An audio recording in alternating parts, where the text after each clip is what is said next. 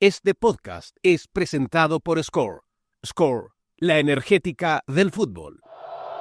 Ahí está. Se ha iniciado el partido luego de 15 años. Volvemos a Wembley. Sánchez, Arangui, spinning, turning. Slapped by Jefferson, but it's buried by Vargas. Chile's in. Miles de kilómetros separaban a los aficionados de las atajadas de Claudio Bravo, los regates de Alexis Sánchez, el despliegue de Arturo Vidal y los goles de Eduardo Vargas. Chile se paraba ante cualquier rival, en cualquier cancha, con una personalidad distinta a la que nos brindó la historia. A Chile se le definía como un equipo rápido, agresivo y armónico. Un privilegio de pocos chilenos, pues la selección se paseaba por el mundo deleitando hasta el más crítico. Spinning through Alexis. Brilliant. Dances wide. Magic. Vidal into the middle. Alexis on the second try has put this one to bed. Era hora de venir a casa y hacerle cariño al pueblo, regalar fantasía, alimentar sueños y de una vez por todas ganar una copa. Era hora de enterrar los premios de consuelo, los casi, las finales perdidas y la colección de triunfos morales. Era hora que nuestra bandera flameara más alta que el resto. Era el momento de gritar a los cuatro vientos: campeones, no finalistas. Capítulo 2. En casa, otra vez. Los grupos definitivos para esta Copa América Chile 2015 son el grupo A: Chile, México, Ecuador y Bolivia. El grupo B: Argentina. 7 meses antes del inicio de la Copa América Chile 2015, la Quinta Vergara fue el escenario del sorteo de los grupos del tradicional torneo de selecciones, el más antiguo del mundo. El 24 de noviembre de 2014 se llevó a cabo la ceremonia, comandada por Sergio Jadue, entonces presidente de la NFP. Bueno, lo primero, el sorteo. Fue clave que nosotros pusiéramos a Chile como cabeza de serie. Siempre quisimos que Argentina y Brasil fueran los cabezas de serie para no toparnos con ellos en fase grupal. Y el tercer cabeza de serie evidentemente tenía que ser Uruguay. Estaba mejor posicionado que Chile en el ranking FIFA. Era el último campeón de América de la edición 2011. Uruguay es el país que más veces ha ganado la Copa América. Para los organizadores de los grandes campeonatos, el sorteo es el primer partido. Y ese partido hay que ganarlo. Los jugadores lo saben. El seleccionado Gonzalo Jara lo confirma. Nosotros sabíamos que cabeza de grupo seguramente iba a ser Argentina y Brasil, y en algún momento nosotros le teníamos siempre mucho respeto a Uruguay. Y nosotros no dejamos que Uruguay fuera cabeza de serie, fuimos nosotros, y el sorteo salió realmente espectacular. En segundo lugar, el fixture. Y el fixture es importante, y el fixture lo hicimos nosotros. Más allá de los deseos personales de Sergio Jadue, Chile, por el solo hecho de ser local, sería el cabeza de serie del grupo A. Eso no estaba en discusión. La Roja comenzaba su copa con el pie derecho. Enfrentaría en este orden a Ecuador, México y Bolivia en el Estadio Nacional de Santiago. No se desgastaría en viajes ni concentraciones fuera de la capital. Si todo marchaba como estaba planeado, jugaría todos sus partidos en Ñuñoa. Y así ocurrió.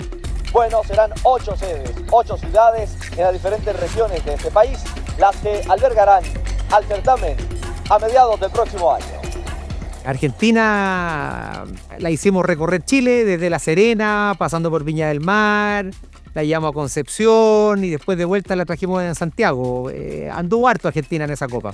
A Brasil lo mandamos al sur, jugó en un invierno chileno bien duro, luego lo jugó de noche, los otros partidos con frío, y nosotros recorrimos 5 kilómetros, 6 kilómetros para cada partido desde Pinto Durana al Estadio Nacional. Yo lo único que puedo asegurar es que se hizo una Copa América para ganarla. No se escatimó en detalles para hacerlo. No queríamos que nuevamente hacer la típica Copa América, excelente, organizada para todo el mundo, como ejemplo Chile. No, nosotros queríamos ganarla. 100 años de derrota, triunfos morales, se tenían que terminar. Más allá de esas consideraciones, y si somos rigurosos, la selección de Sampaoli no recorrería más de 10 kilómetros por partido. Desde el complejo Juan Pinto Durán hasta el Estadio Nacional, el viaje no tomaba más de 20 minutos. A todas luces, un fixture mucho más cómodo y amigable que el de cualquier otra selección, como siempre ocurre con quien organiza un evento de esta magnitud. Los países más ganadores de la Copa América. Ahí está Uruguay. Se había jugado el partido. Hasta 2015, solo 3 selecciones de Sudamérica nunca habían levantado la Copa América: Ecuador, Venezuela y Chile.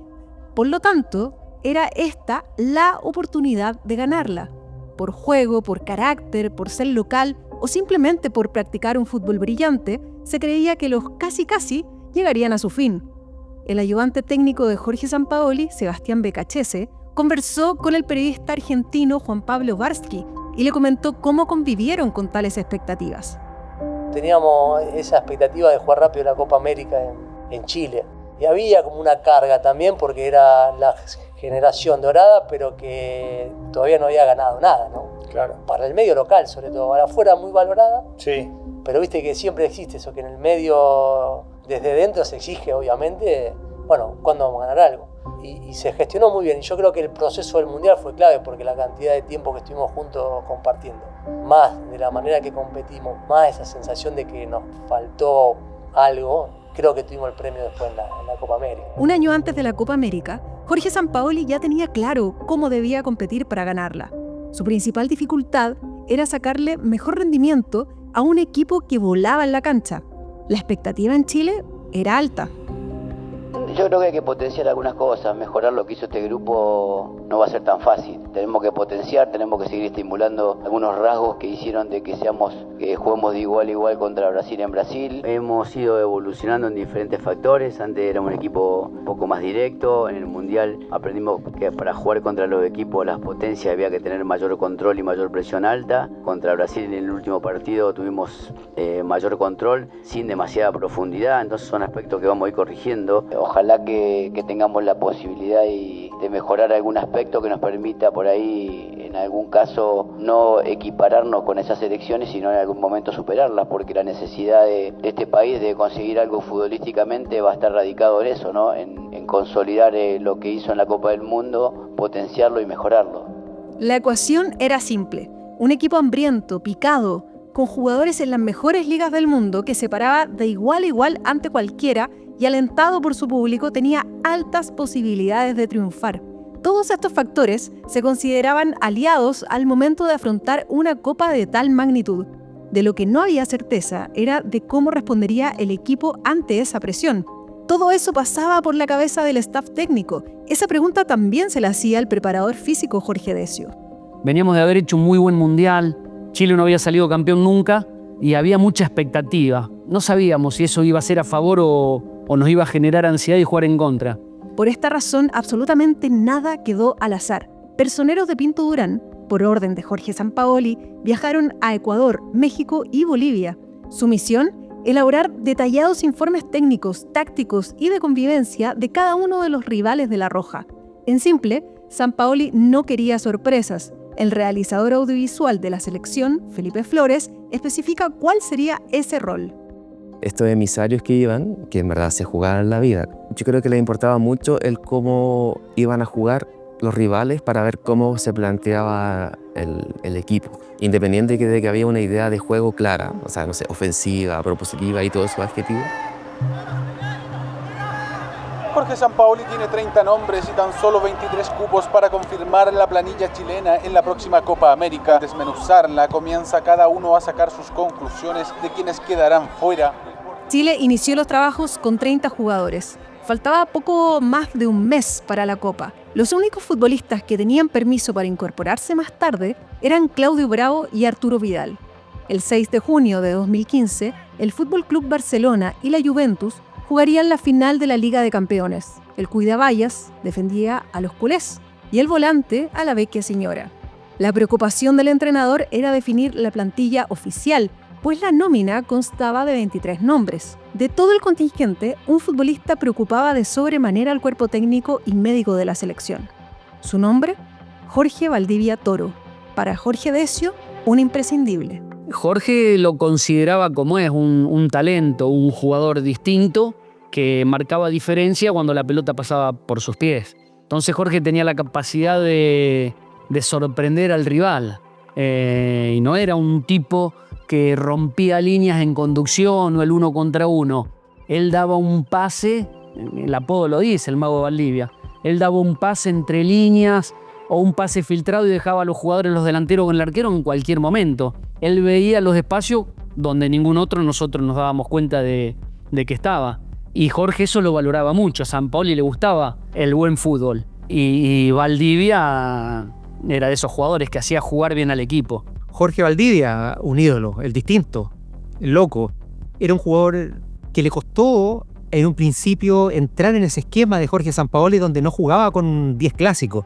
Y él lo hizo a la perfección. Realmente un gran jugador. Uno de los mejores jugadores que ha tenido Chile en su historia. El talento del Mago no tenía discusión. Era un jugador necesario, pero no confiable. Su condición física era motivo de dudas para Sampaoli. Y tenía razones para ello. En el Mundial Brasil 2014 no jugó ningún partido completo. Sampaoli lo quería siempre y en todos los partidos. Pero la realidad le decía otra cosa. El gerente de la selección, Felipe Correa, repasa esa fijación. Jorge Sampaoli tenía una obsesión con que Valdivia tenía que jugar. Claro, lo venía citando, pero en el Mundial no había sido un titular indiscutido. Jugó el primer partido con Australia, después tuvo más alternancia en el equipo, pero después en el fondo lo que él fue diseñando para el equipo 2015, el protagonismo de Jorge era súper relevante.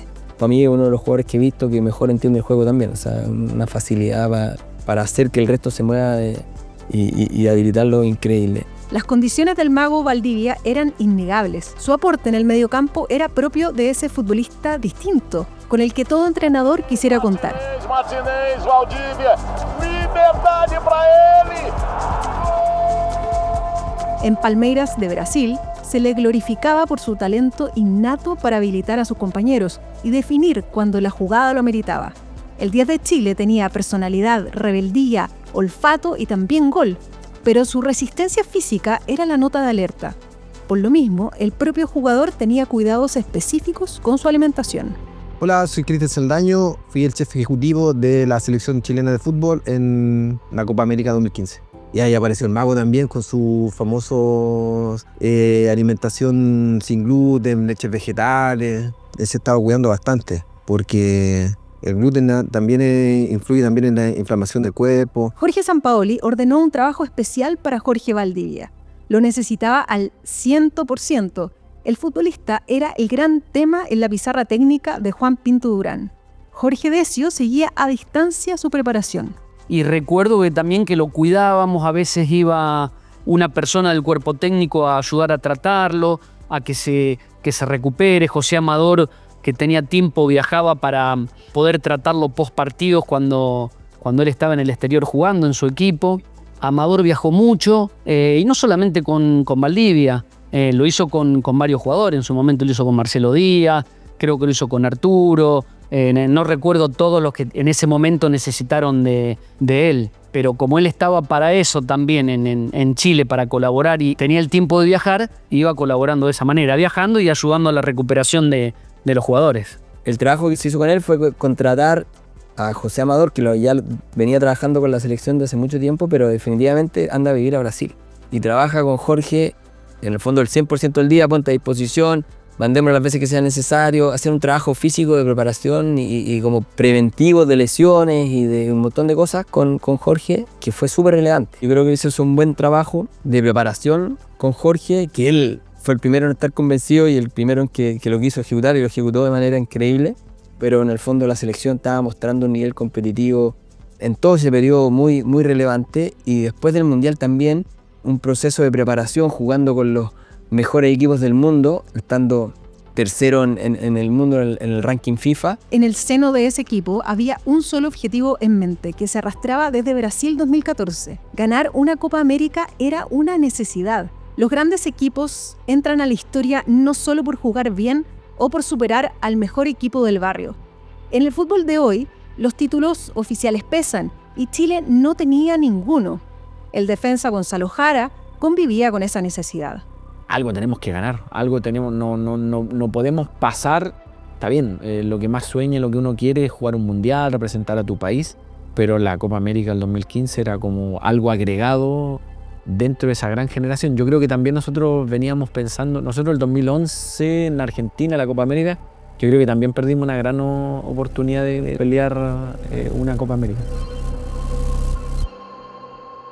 Ayer la selección nacional cumplió su primera jornada de concentración. La habitual tranquilidad de las Mercedes cambió notoriamente desde este fin de semana. Más de un mes duró la preparación de Chile para la Copa América. Por exigencia de Jorge Sampaoli, la NFP cotizó varios lugares en Europa para concentrar al equipo.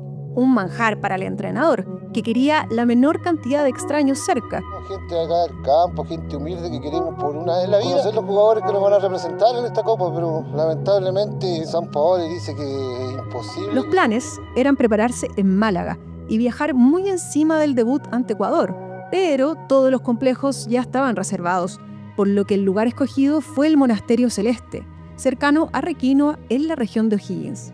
A Sampaoli no se le pasó ni un solo detalle. De eso cuenta María José Vasconcelos, jefa de prensa de la selección. Así fue el proceso antes de jugar. Para la previa fue el monasterio y fue todo porque se cerró la calle. Yo me acuerdo que los vecinos reclamaban. Entonces se buscaba un lugar tranquilo, que tuviese las comodidades que necesitaban, que también tuviese el tema de la recreación, porque estaban concentrados todo el rato. No era ir y volver a Santiago, era quedarse allá. Nosotros encarpamos para el tema de las conferencias de prensa, hicimos una carpa en cierto sector, se hizo un comedor más grande, pusimos mesa de ping-pong, porque estaban todo el día. Los primeros días de ese proceso en el Monasterio Celeste, con los primeros jugadores que fueron llegando, un poco lo hicimos justamente para darle un corte a ese proceso no tan largo. En Pinto Durán, en ese minuto, yo no sé si ha cambiado demasiado, pero los jugadores concentraban incluso hasta 3. Entonces no es que estuviéramos en un hotel de 5 estrellas, es un lugar súper austero para trabajar, pero tiene las condiciones que se necesita para estar enfocado en lo deportivo. El foco siempre estuvo en lo competitivo, o sea, está bien, tienen que haber espacios de descomprimir, tienen que haber espacios libres, que los jugadores verán cómo los administran, pero siempre nos fuimos a complejos deportivos, siempre nos fuimos a lugares donde el hotel estuviera a pasos de la cancha. Al cabo de un mes de preparación y trabajo, el país, la selección, los hinchas estaban listos para vivir después de 24 años una Copa América en Chile. El staff técnico de La Roja estaba satisfecho. El plan estaba intacto, los plazos se cumplieron a la perfección. Era el momento de entrar a la cancha. Sampaoli estaba dispuesto. El país lo estaba esperando.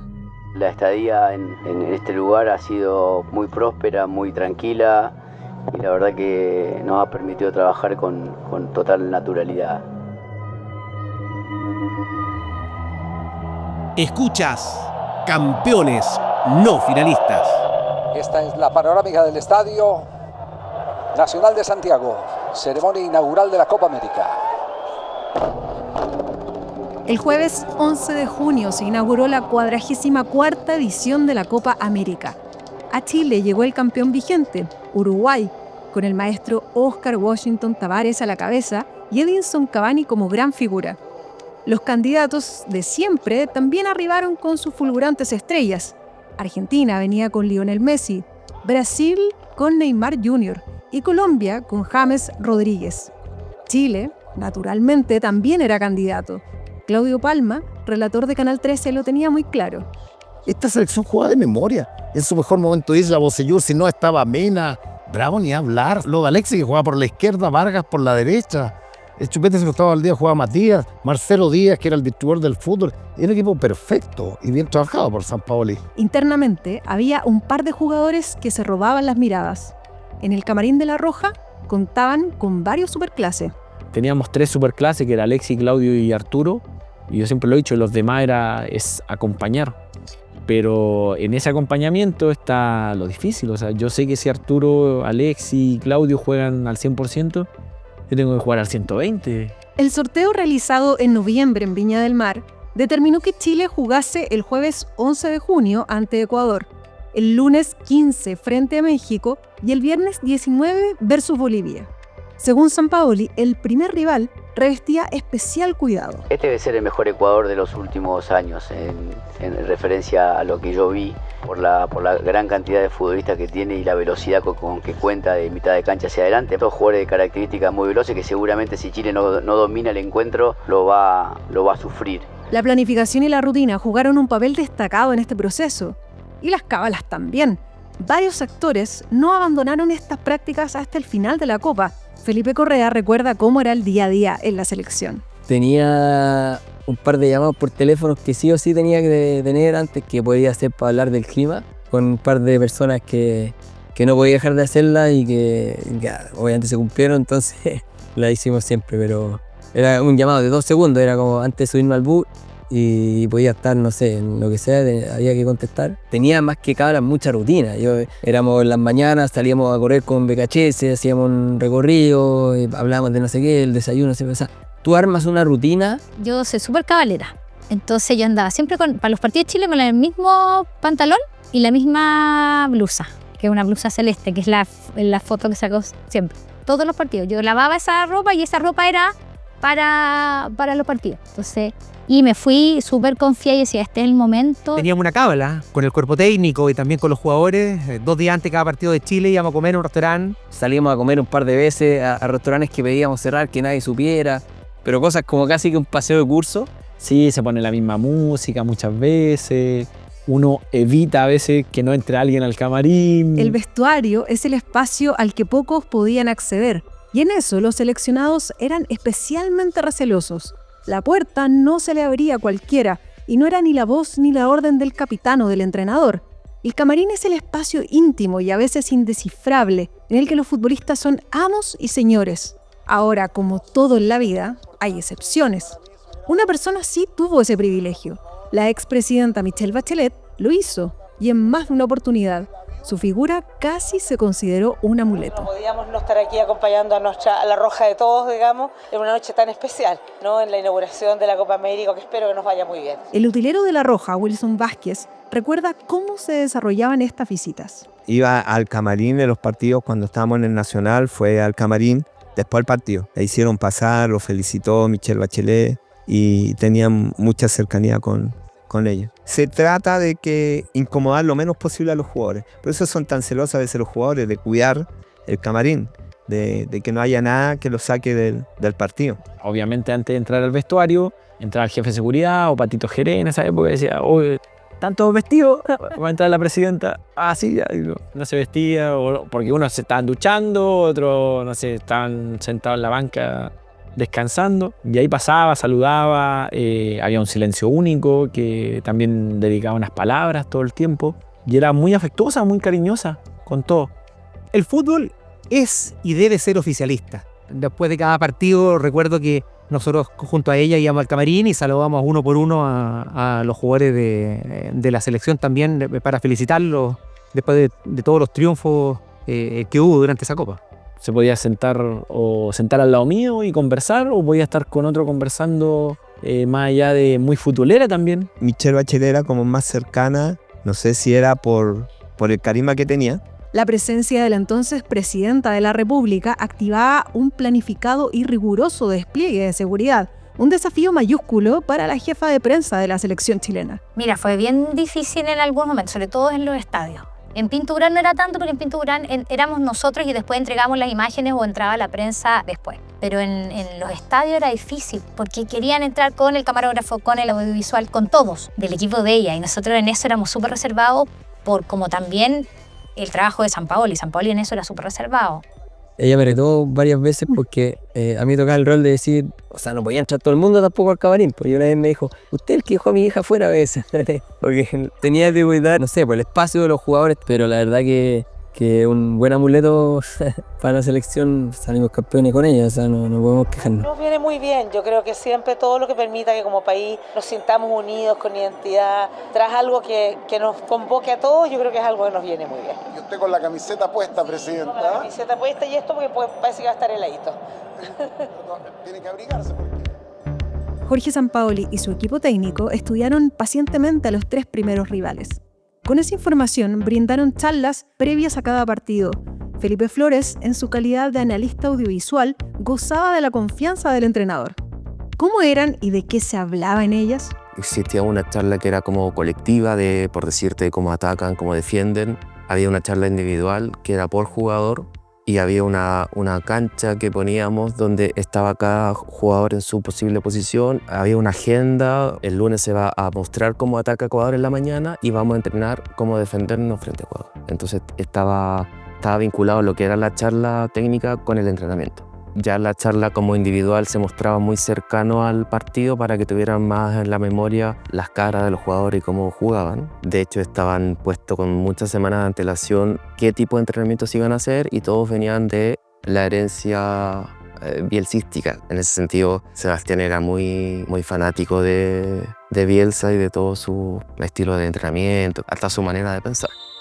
La Copa América de 2015 contó con 39 árbitros pertenecientes a las 10 asociaciones miembros de la Conmebol. A ellos se sumaron 2 ternas de la CONCACAF. Bueno, nosotros con Jorge Sampaoli conversábamos 2-3 días antes de cada partido de nuestra selección, los distintos árbitros que estaban en el staff de la Conmebol, y conversábamos cuál nos gustaría que estuviese. Está todo listo para que comience el encuentro. Decíamos que Pitana, el juez del encuentro, va a estar acompañado por Maidana y Velati, jueces argentinos para este compromiso. Siempre existió una buena comunicación entre nuestra federación y el cuerpo arbitral durante incluso el desarrollo de la Copa América. Previo a los partidos de Chile, íbamos a comer con todo el cuerpo arbitral, que más de 50 personas, a un restaurante de Santiago, compartir con ellos, ver las necesidades que tenían durante la Copa, si faltaba algún tipo de entrada, cortesía, ese tipo de cosas. Antes de cada partido de Chile, nosotros invitamos a un restaurante de Santiago a todo el plantel de árbitros para poder comer, disfrutar, conversar con ellos, etcétera, etcétera. Y yo tuve una cercanía muy grande con el cuerpo arbitral en general, digamos, durante el desarrollo de la Copa. Nos vamos, señoras y señores, movió Chile y lo vivimos por el 13. Por dentro está Arturo, pelota para Sánchez, está la primera vuelta de Alexis, pelota para Isla. Ojo que viene Chile. Vidal le va a pegar, le pegó.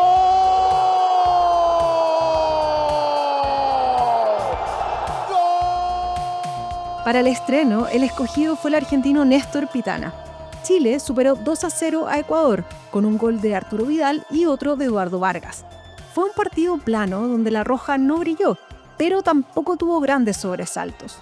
Todo era miel sobre hojuelas, hasta que a pocos segundos del pitazo final se produjo el único punto negro del partido. Paredes, falta de Matías Fernández, tiro libre, me lo van a pintar de amarillo a Matías Fernández.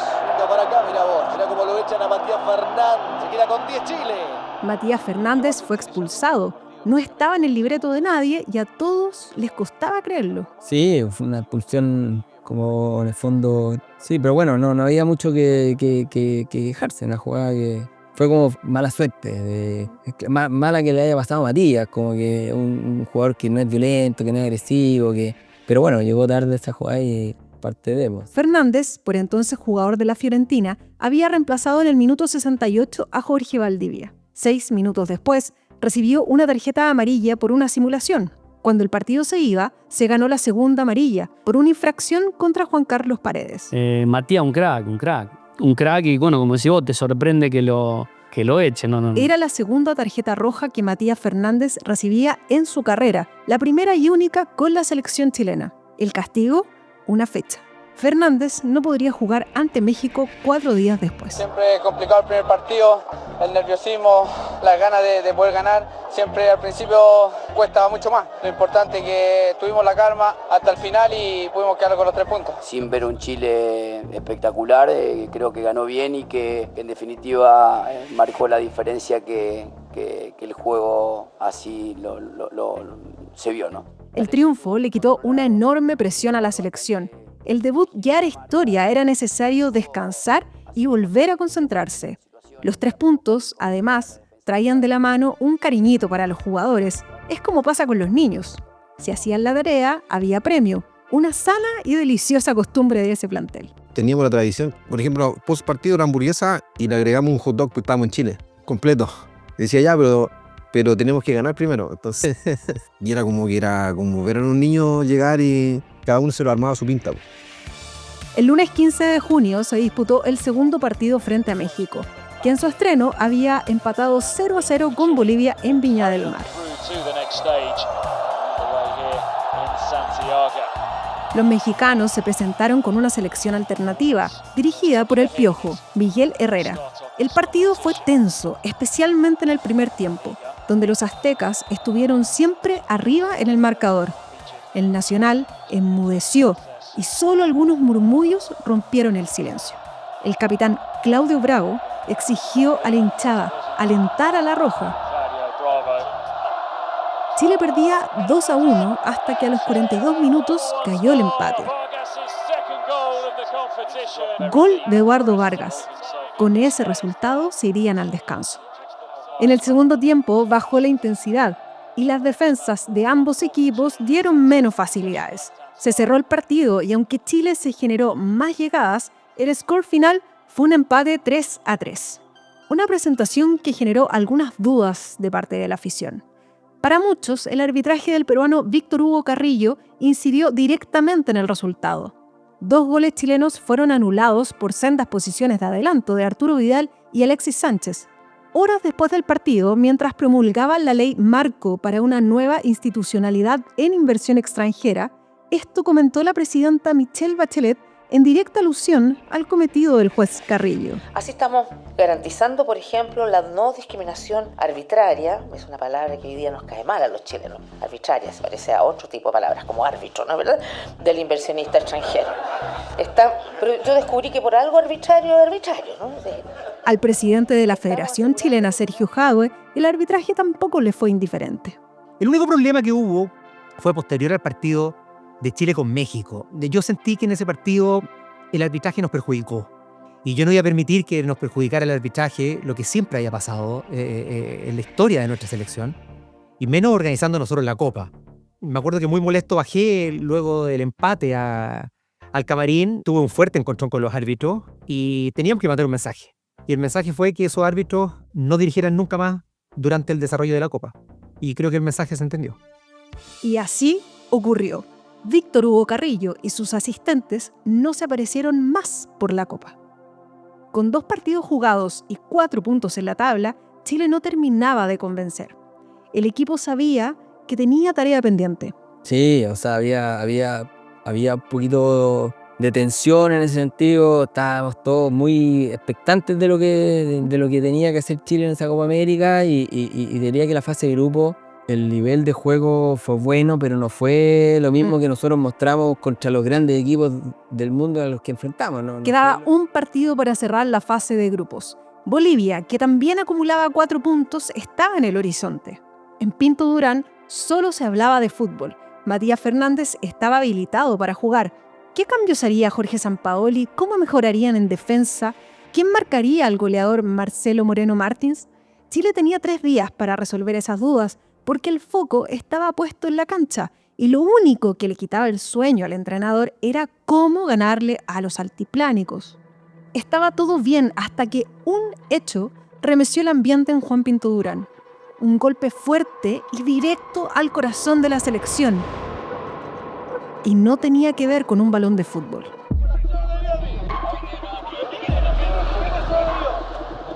¿Cómo voy a venir manejando esa weá? ¿Cómo soy tan tonto, pensáis? Oye, vamos. La cagó usted. ¿Yo la cagué?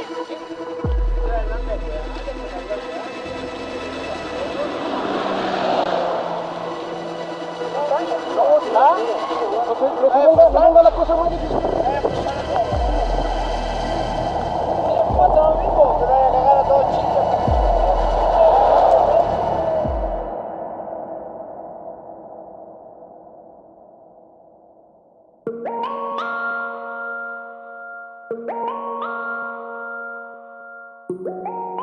En el próximo capítulo de Campeones, no finalistas. Podría haber sido con resultados mucho más graves y a lo mejor con pérdida de vida humana. Se dio un fenómeno bien raro, o sea, la gente lo aclamaba, o sea, lo aplaudía. Yo me acuerdo que salimos a calentar y en el calentamiento la gente lo aplaudía. O sea, es como que, wow, es raro, ¿no? Campeones no finalistas es un podcast producido y editado por Ignacio Valenzuela Moraga, Carolina Fernández González y Francesca Ravizza Rebolledo. El diseño de sonido y postproducción de audio es de Michel Poblete Montoya. Escucha este y otros episodios en tu plataforma de podcast favorita y en pauta.cl. Este podcast fue presentado por Score. Score, la energética del fútbol.